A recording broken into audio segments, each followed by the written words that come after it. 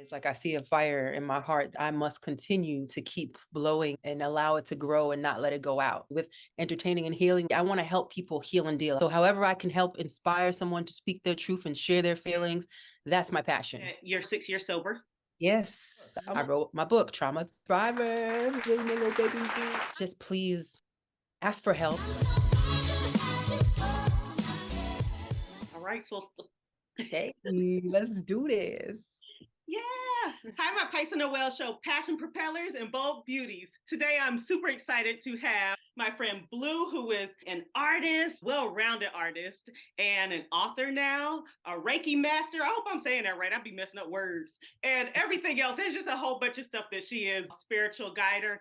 I don't know if that's a word either, but we gonna go with it. But I'm excited to have her here. So, hi, Blu. How you doing? Hi, Pysa. So good to be here and see you. Been forever. Yes.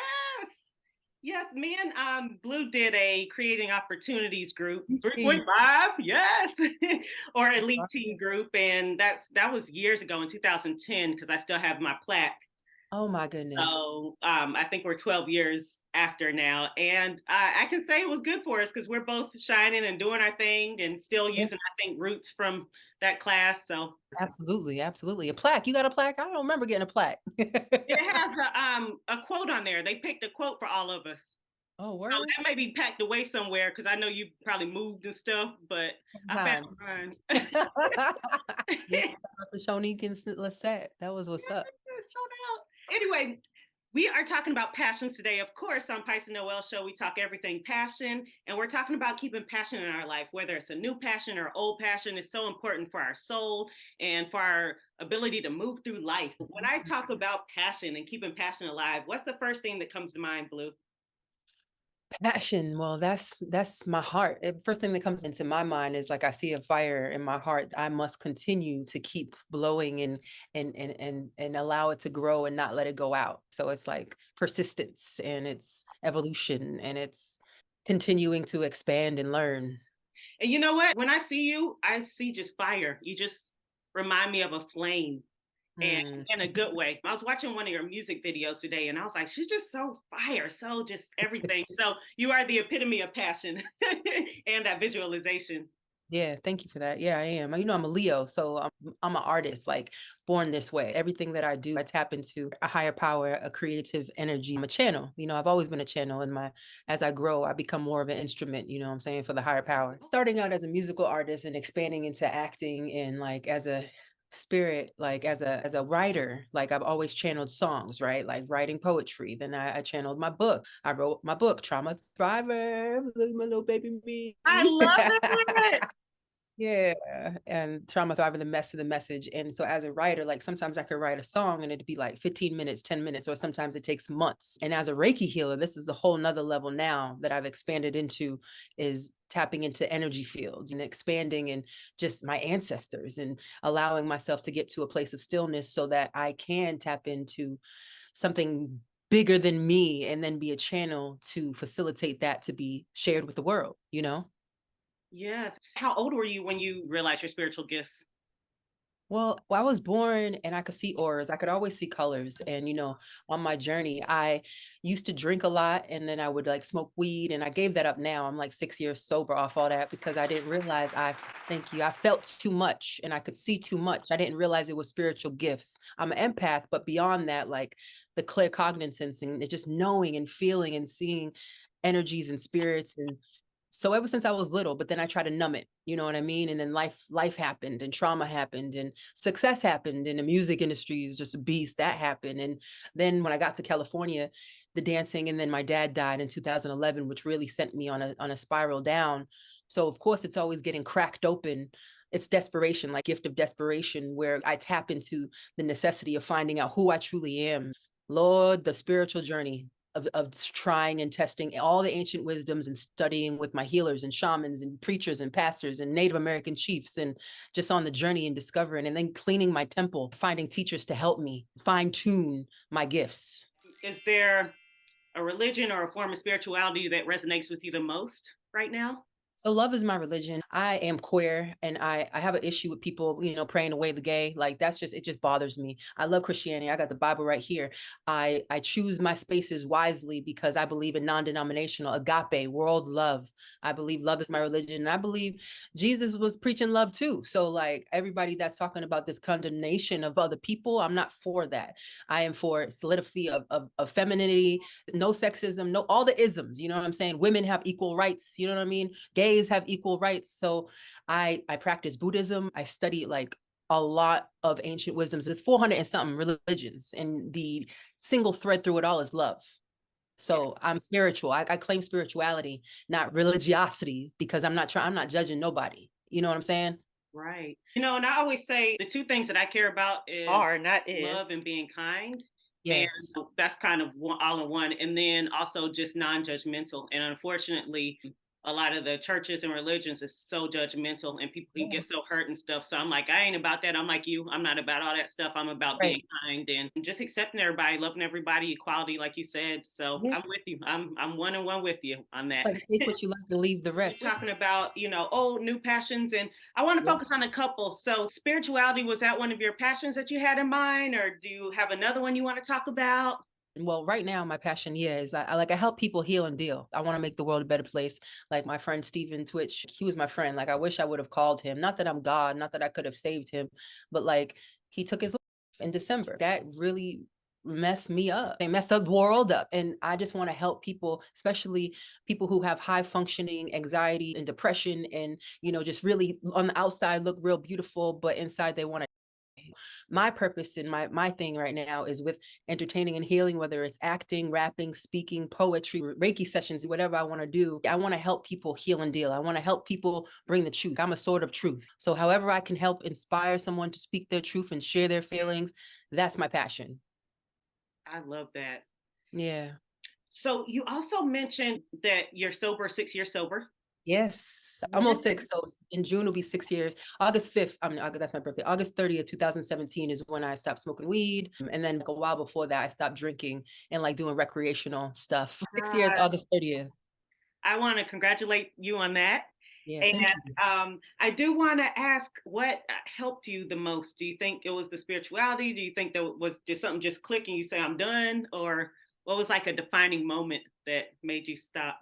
My dad addiction in 2011. My mom has mental illness and her own things, so it's in my blood, it's in my family. So as a young age, I had a few near experiences related. So wisdom kicked in. And as I saw myself plummeting in 2011 from after my dad Passing. I realized that I need to quit. It wasn't normal. It wasn't like, because I never went to rehab. I wasn't, people have an ignorant probably view of alcoholism or addiction because you think it's a homeless person. It's a billionaire. It's a famous, shiny person. It doesn't matter. So I started using 12-step programs. A therapist actually suggested it. And I was like, damn, maybe this therapist knows what she's talking about. So I went on the soul journey and I was like, alcohol doesn't bring anything good to my life. And I don't do drugs unless I'm on alcohol. So I never want to do drugs again. So I guess I can't drink. Wow. Mhm. It's the hardest thing I've ever done in my life. That's why I'm kind of having a resurgence of who I am as an artist again. I kind of took not a hiatus because I've been putting stuff out for the past 7 years, but I was going real hard and I had a lot of momentum. But I was like, my soul, I need to heal myself. I also had this calling to be a healer and I need to heal myself first before I help anybody else heal themselves. I went through the journey and all the healings and the plant medicine and all of the things, all the therapy, all the trauma therapy, and knowing that I needed it. So I got a lot of help. Oh, that's awesome. Hmm. Do you have any special words for anybody that may be going through that? I would say just please ask for help. Like now you have the phone, everything's on Zoom as well. Like if you have whatever it is, whether it's codependency, whether it's food, whether it's addiction, love, fantasy, you know what I'm saying? Like there's a 12-step meeting for all that. So I would pray for the willingness to ask for help because that's the biggest thing. The ego and the pride gets in the way. If you're blacking out drinking, that ain't normal. I had to learn that. I thought it was normal. I just blacked out all the time, Pysa, and I didn't even know that that was not normal. You know what I'm saying? So it's doing some research and just telling a friend, asking somebody, getting help, share your feelings. Don't hide your feelings. Bottom line, you got to have the willingness though. Yeah, I appreciate that. Yeah. Thanks again for being open and honest My pleasure. and transparent, because that's what helps other people. On this show, it's about purpose. And I think purpose is always just helping others in Yep. whatever way. So you sharing will really help us help others. So I thank you. Thank you. Another passion, I believe, may be music. Is there something else that you're passionate about? My music and my writing. I'm making new music. I had some little trauma, a lot of trauma actually happened in the music industry. So it kind of set me off as a female artist. But now it's my God-given gifts. And God told me, you got to keep creating. You're born an artist. So don't even worry about that industry. And I can be in the places and not of the places now. So I had to build up my strength because Hollywood, that glitz and glamour, those stardom, already know, like you've been in these rooms and all of a sudden you're working with people who you used to idolize, right? And it's like weird things happen. So I had to get my mind right and know that I don't worship nobody but God and higher power and spirit and like the universe. No human, no humans besides like Native American like shamans and healers and like people who are saving lives do I really look up to and revere anymore. Exactly. I feel the same way. You get to a point where you're like, yeah, I only worship God, you know. Yes. Not gonna be sweating people, like we're all human, but Yes. all talented. Some just have different opportunities than others. Some just dealt just different set of cards. But we're all the same. Yeah, just like there's so much light, there is the other side, the darkness. So it's like if we're all light and we got to be strong enough to step in these rooms where there's a lot of challenges. No weapon formed against us will prosper as long as we're strong enough. You got to tap into source. If I'm feeling weak and grief and crying and then somebody comes in, it's a wrap. Bad things happen. So to good people, you know what I'm saying? Yes. What is a highlight of your singing career so far? Man, I've had so many highlights. I've been so blessed to work with so many great people and be in the studio. Like a highlight was being in the studio with Dr. Dre. Like that was like crazy. I recorded with him and I was in the booth just like tripping because I came up on Tupac. Like he's a big, big influence in my life as a poet, as an activist, as a Black Panther, you know what I mean? His mother. So like that was really dope. That's really cool. Now, my second part to that question is what was one of your most challenging times that you're willing to share in the music industry, since we're talking about music? Um, I was signed really young. I got a record deal. I was like 17. I started touring and I remember waking up one time and then the producers like, I got S word, touched. that really messed me up. And then I was stuck in that contract for a very long time because how the music industry goes, if you sign something, then anything I write, I didn't even know I signed a bad record deal and they owned everything I created for about 5 years. So I couldn't create anything. I was living in New York at the time. And then I moved to LA and restarted. So that was messed up, that was challenging because I had to resurface and I was in girl group at the time. I got signed. I was in a girl group. So that's, Wow. yeah, that's one of them. I'd be in these rooms with Diddy and with all these people, and I was frozen, Pysa, like in the studio with very powerful men. My spirit must have left my body because they would be like, yo, do this. And honestly, if I would have done things, I would have been signed and very quickly, but I didn't. Okay, that's why I wasn't. I would just get seized and frozen. You know what I'm saying? And I realized now God was saving me because I almost signed with. Read between the Imagine lines. if I signed there like I would have been trapped. But I think back and I'm like, yo, things I shamed myself over was my spirit protecting me. Like I'm so connected to spirit, thank God, that I would get shut down and be like, nah, I ain't doing that no more. And not know, because I kind of felt very numb and frozen. But now looking back, I know what was happening. Oh man. Yeah, definitely was a protection. Yeah. Thank God for that intuition and that spirit and that calling over my life, that intuitive, natural gifts that I have, that channel that I naturally am, as a performer, but as a soul, as a spirit. My soul always protects my human body that would get into places that I don't belong. My soul be like, nope. And Yeah. God be like, nope. You know what I mean? It's such So a blessing to have that, because not everybody does, or maybe not everybody can tap into it as well or have it as strong. So, yeah, we all have it. We all have it, but that's the key. yeah, We must tap into it. And as an artist, I've been tapping into it. So that's a blessing. yeah. So, are there any projects, anything that you're working on that you're excited about? What's Yeah. next? Well, I'm so excited about my book and I'm doing some launches and some releases and some open mic poetry slam situation. And I'm working on new music. I'm working on a new single and I'll be putting that out and just continue to create. Like I said, my purpose this year is just to help people heal and deal. And I'm really focused on my acting too. I love acting and I've been training and training. So I'm like, excited to, you know what I'm saying? Get a co-star, get a guest star, get on these TV shows, baby, get in a movie. Yes, I didn't know you were doing the acting thing, but I Oh, am super yeah. excited. Like, man, you just do everything. You always had this fire going and always doing something. Every time I see you, even if it's a glimpse or not, you're always evolving. And that's what I admire about you. So I was just super excited to have you as a guest because I was like, man, this is somebody that's always evolving and I love it. So just know that I see that. Even with me being in my own world and only seeing bits and pieces, I'm like, she always Hey, doing something. So I it's never love too it. late to have a friendship, and actually get to know somebody, you know what I'm saying? It's all Yes, especially not now since we're matured and grown and stuff, and yeah. Yeah. never too late. So, is there anything else that you want to share with us about your passions or just anything? We had a Well, great conversation. yeah, no, I love everything that we talked about. And I think, like I said, my message is just don't hide your feelings. And then I have a book, Trauma Thriver, The Mess to the Message. It has 3 sections: revolutionary stories, recovery, and inspiration. So if you're struggling out there and you have some stories in your mind that want to take you down, just ask for help. Hit me up on Instagram. Hit anybody up. There's a lot of help. There's suicide prevention line. Just tell somebody before you make a decision, a long-term solution for a short problem. You know what I'm saying? You know what? I'm glad you mentioned your book because that's what I was going to ask about. And Yeah. what inspired you to do so, and what was the process like? This is a poetry book, so it's the first one. Well, before COVID, I started teaching yoga and poetry recovery classes in treatment centers. I tell my students to write a poem a day, and I would write a poem, share, and teach them meditation and all that. So I ended up writing like 50 poems, and I was like, I've got to do something with these, and I wanted to make it a book because for my inner child, that's why I put my inner child on the cover, not to be self-indulgent, I but to love tell it. my story. And for my inner child who really needed protection and love. Well, I had all the love, whether it was healthy love. My mother loved me, but she didn't protect me or nurture me or keep me safe. And I didn't have the emotional and the financial support, none of the support that.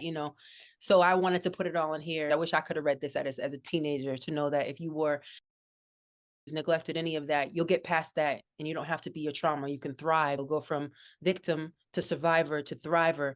And I got to be honest, I'm no longer a victim, but I vacillate between thriver and survivor. And I want to thrive. I want to be alive. We're not here just to survive. So that was it, to be of service. Oh my gosh, how awesome. What about your Reiki? What was that experience like, and how did you get into that? But when I first moved here to LA, people were just coming up to me, just like saying, "You're a healer. You have to learn this. You're learn." So I fell into a healing community as a yogi. I've been taking yoga since New York for years, and yoga was my church, is my church for a long time. I got Reiki sessions, and I started with healers. And as they were healing me, they were teaching me. So they became my friends. So I got level 1, then level 2, level 3, and I healed myself. And I learned what Reiki is, which is universal life force energy. Like Jesus was laying hands. Like we all have an energy field. If you rub your hands together, it gets hot and you feel the energy. And with intention and breath, you can transform anything in your energy field and in your body, because trauma keeps score. The body keeps score. Things that happen even in the womb, if you don't go call back and sankofa, which is an African saying, it's like I go back and fetch. So I have to go back and fetch all those parts of me. So that was my journey of healing myself. I went back all 40 years. I just turned 40 in August, and I went back all those years and even past life stuff to call that back to me, to heal that. And my mom has a lot of trauma, so to give everybody else's energy back and to call my energy back. And that's what we do with soul retrieval. Oh, that's awesome. Oh, so Mm, fascinating. I love hearing these stories.